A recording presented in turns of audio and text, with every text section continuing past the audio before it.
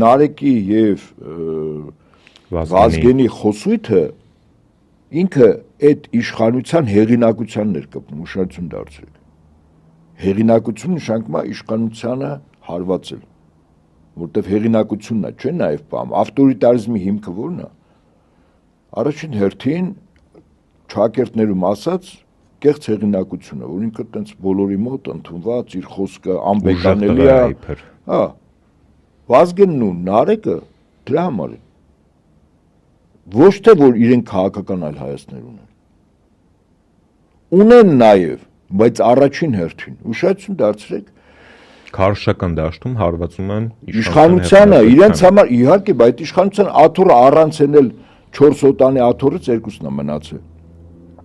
Այն երկուսի տեղը մեր կողքի պարկել են աթոռ տակ, որ շուտ չգա։ Հիմա մի 2-3 օր առաջ Աշոտ Մինասյանին այդ քրեական գործը